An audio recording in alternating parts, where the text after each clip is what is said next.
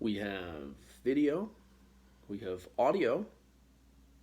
I just recorded about 6 minutes of this podcast without it recording. So the learning curve continues, and that brings me to my next point. We've got Legion Bourbon on tap tonight. It's a beautiful mix of Fred No, master distiller out of Kentucky, and Shinji Fukuyo. Probably butchered that, but a Japanese whiskey master, and it's like starts Kentucky bourbon, finishes kind of Japanese style bourbon. Real cool mix. For those watching on YouTube, Legion Bourbon, have a look. It's really good, pretty moderate price for Canada. I think it's $55-$60 somewhere in there. Cheers, everyone. Quick sip. Ooh, goes down nice. Another episode, quick and dirty, with your host, Wardo. What do we want to talk about tonight? Well, it kind of dawned on me, and I got a couple of requests, or a couple of questions, I shouldn't say requests, a couple of requests on what to look for in a good practitioner or a clinician that you're going to see about a certain ailment that, pain, an ache, a pain, or whatever that you're dealing with. And that got me thinking, yeah, that's a big deal, because you can get put down a rabbit hole with someone and they can be telling you that your body is foobarred and you're never going to do X, Y, and Z, and it puts a lot of fear into your mind about your body and not having confidence in it. And I see that stuff consistently enough that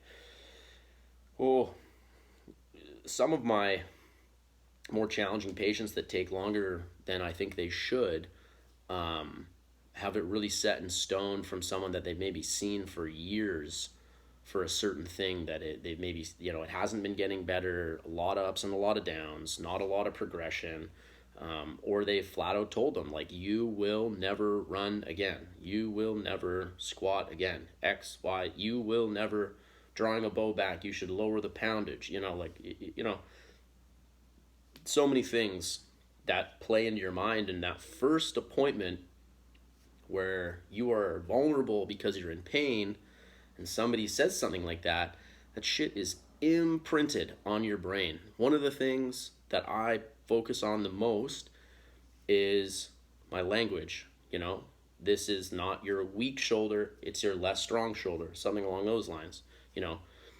But you don't have a bad back, you just have back pain. Like it's normal. We all have this shit. Some is worse than others for many, many, many factors that I won't go into.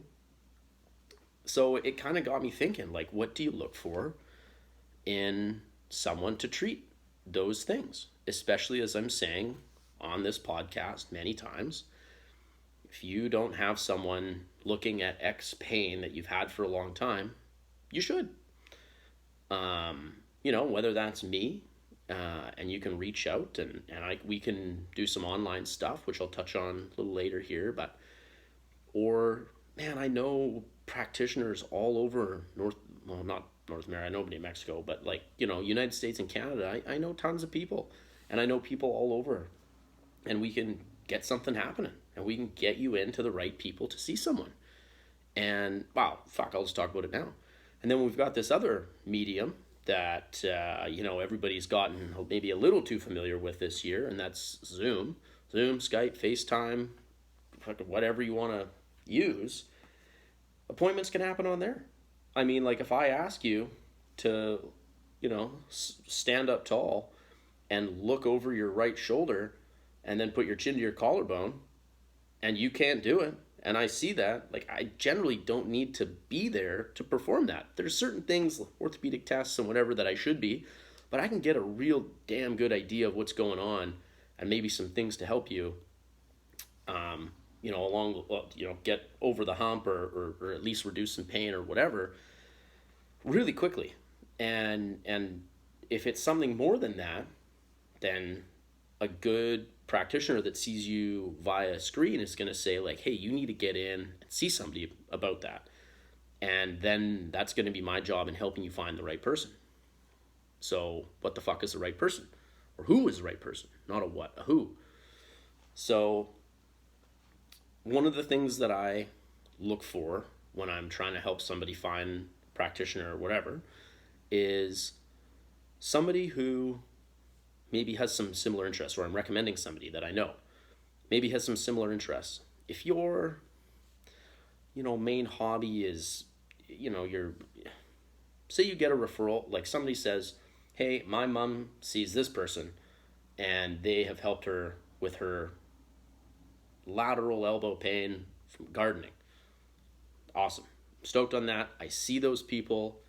That's their hobby. No disrespect. Get it done. But if you're seeing someone who that's, the type of person maybe they deal with all the time, and you're looking to move heavy loads for a 14-day hunting trip in the mountains, I mean, I hope they understand what that entails and the load and the time that's necessary and the biomechanics that go along with it. And hopefully they do. I mean, there's a lot of problems boil down to basic things. And it's a kind of a tangent on the next thing I want to talk about is having a plan after that. But from there, I think finding somebody who has some similar interests, like if you continuously hurt your back deadlifting and you want to deadlift, seeing somebody and them saying maybe you should just stop deadlifting, that is bullshit. That is the worst garbage ever. You need to see somebody who deadlifts, who can then teach you how to deadlift properly, brace properly, align properly, maybe lateralize the movement into a sumo deadlift, trap bar deadlift, pulling from the blocks, dumbbell deadlift, etc. Like, I can go on, obviously, like, I do. That's what you got to find. So you can't have somebody who just says like, well, maybe you should stop doing that. Yeah. So that's kind of where I'm going with that. So finding somebody that has similar, a good background and all of these things. Also, going to see somebody who is going to kind of progress you out of the clinic. And if you're like me, I have a pretty decent strength and conditioning training background. I can progress you past the clinic and into the gym. But if you need more hands-on time in the gym, then they should have a Rolodex of trainers, strength and conditioning coaches, of males, females, all different types of trainers at facilities that come to your house, blah, blah, blah, so on and so forth, that are going to help you. And that's what I have. And I generally, I have people that I send for different things. If it's a low back pain with a disc issue, they go to, my go-to guy, Kevin Lutz, in town here in Kelowna. He's got an excellent understanding of that stuff, and we can kind of speak the same language without having to say too much, which is great. So you need to have somebody that has a plan for you, which brings me into my next point. If you're going to see someone and they have, and you're getting the same treatment every single time, and there's no change / progression of your injury or what's hurting, if you're still seeing, if you're like, yep, it's getting a bit better, and they're doing the same thing, then yeah, maybe that's great. But if you're going in and it's the same, and they're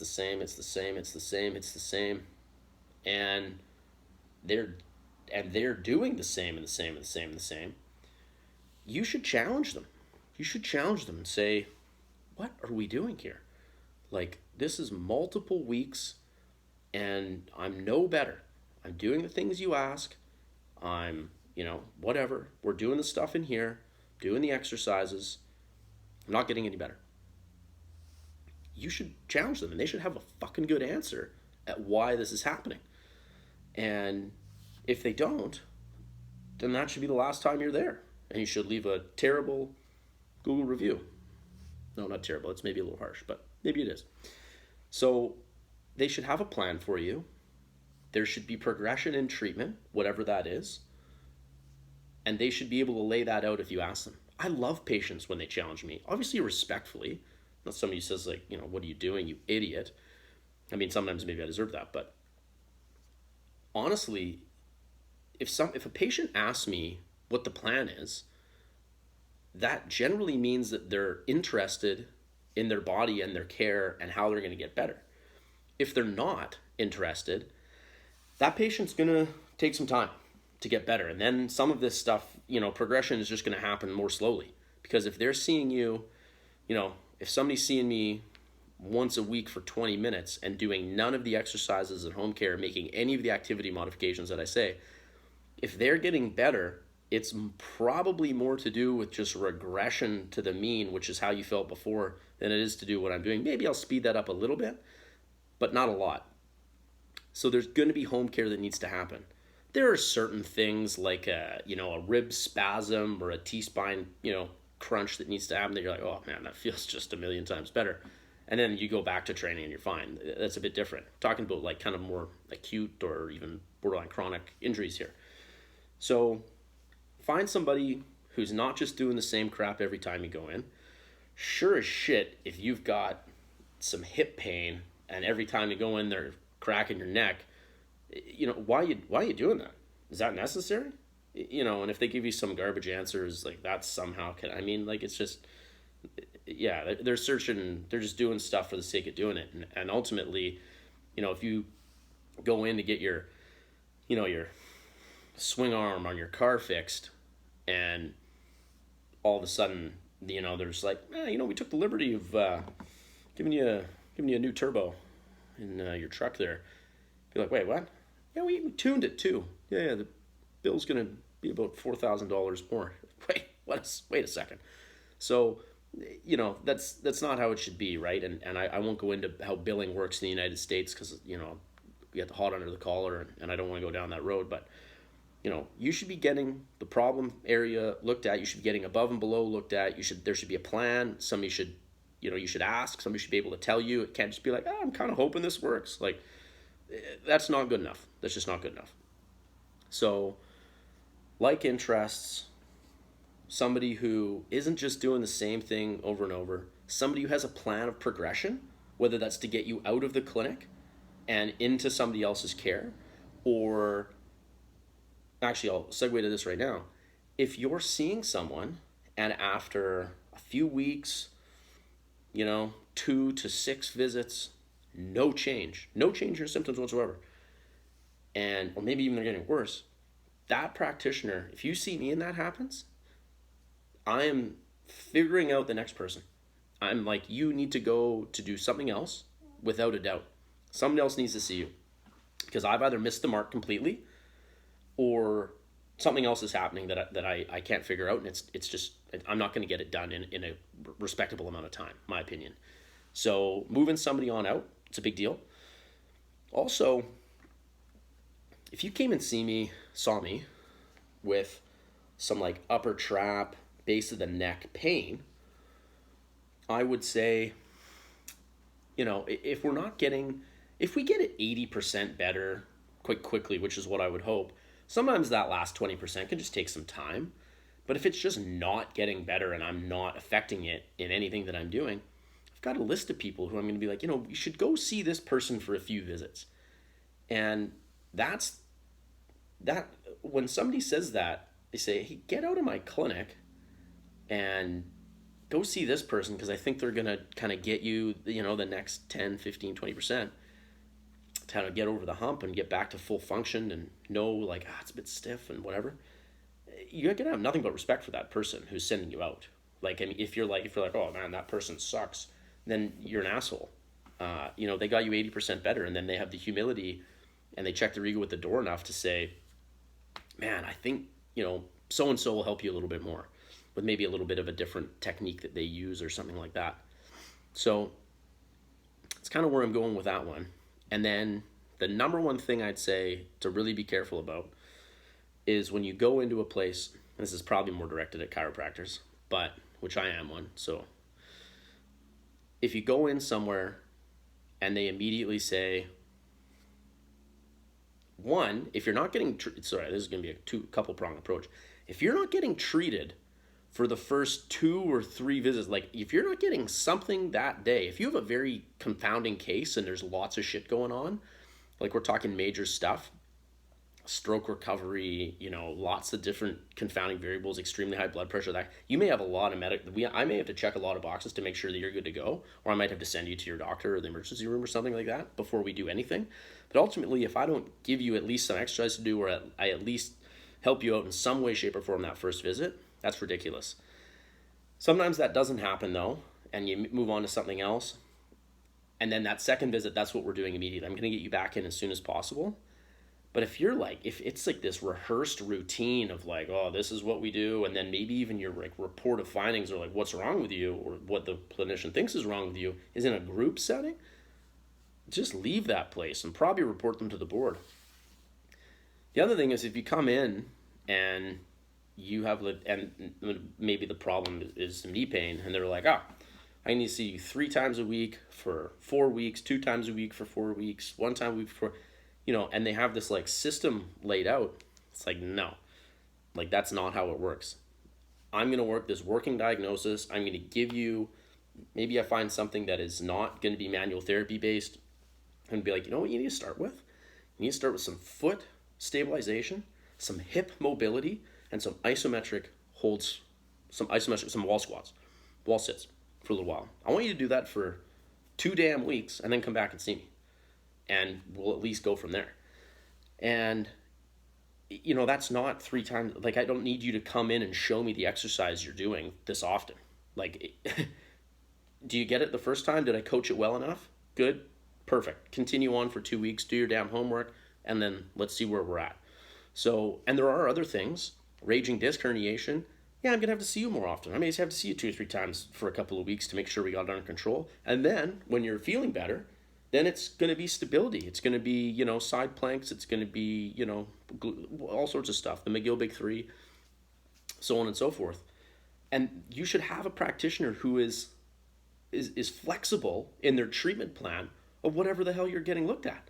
And they should be able to relate that to you and how many visits you think it's going to take. And there's really no concrete answer, but they can just say, in my experience, this is kind of what I've seen. If you do your homework and I'm on the money with what I think's going on here, this is roughly what I should see. And then that brings me to, probably my last point here. Quick sip of bourbon. I've been staring at this Legion here for a while. It's delicious. If you go somewhere and you're not interested in doing your home care, shit's going to take longer. Like, that's all there is to it. And if you're downright not going to do your home care, then like you may not expect to get better.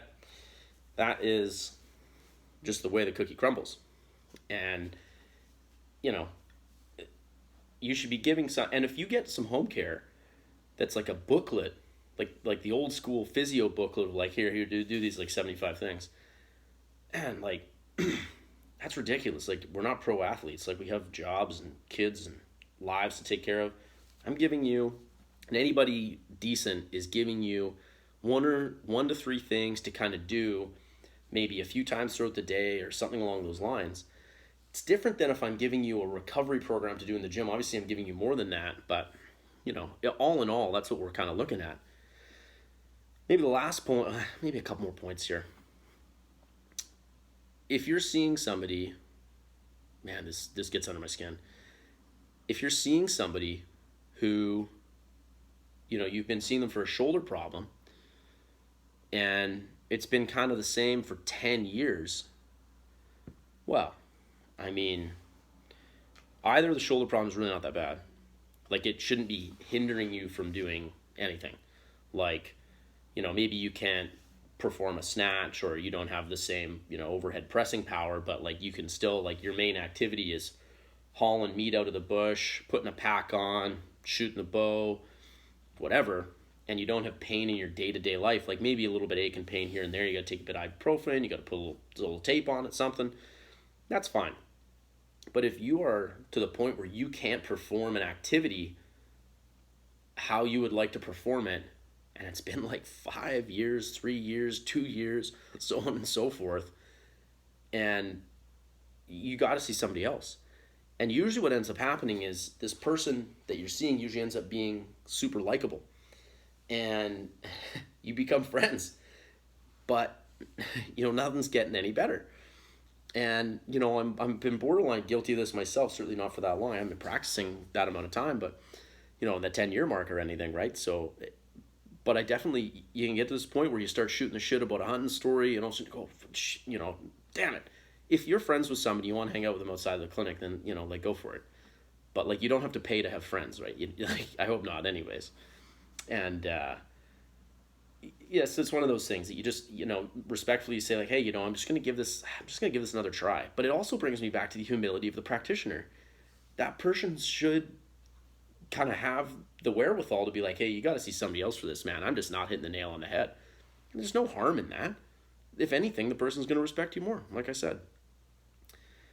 And then the last thing I'll touch base on is, like, who do I go see? Do I go see a chiro? Do I go see a physio? Do I go see a strength coach? Do I see an RMT? Do I see my medical doctor? If you find someone that can quarterback your care, that has checks the ego at the door, puts the patient at the top of the list. That's you, by the way. You're the patient. If you put the patient at the top of the list, then the avenues will flow from there. You should have, ideally, if you can have a team that works together of a few people who kind of all helps you out, then that's great. But ultimately, don't worry about who you're seeing, because if you're seeing somebody good for the reasons that I've said in this, 20 minutes, that's the person who will move you on to the next thing, or say, this isn't my jam. Like, you should see the massage therapist for a little bit. You should see the acupuncturist. You should see, like, Jesus, you need to go see your medical doctor about this. Like, that's a bigger deal. Those are the things I think that are the most important in this realm. So just to kind of recap, hopefully I can hit all the points here, is you should see someone who has some similar interests. They understand what you're doing. You're not going to want to go see somebody to teach you how to deadlift if they've never picked up a barbell in their life, or at least they're very proficient at it, right? So that's important. See somebody who has a plan, who doesn't just do the same shit every time. See somebody who doesn't put you into some treatment program that this is how much you're going to be coming in no matter what the injury is or what the ailment is. See somebody who has some humility and can quarterback your care. And then make sure that if you're not getting better, challenge them a little bit.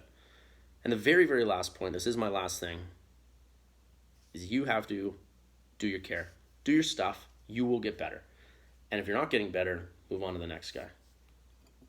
If you need any help with any of this, please reach out, shoot me a message, and we can figure it out. We can do it by screen. I can send you to somebody else via screen. I can find somebody in your area. There's no excuse in this day and age to be going around with the same old problem day in, day out, hampering your home life, hampering your training, hampering your hunting. Cheers, guys. Quick and dirty with Wardo.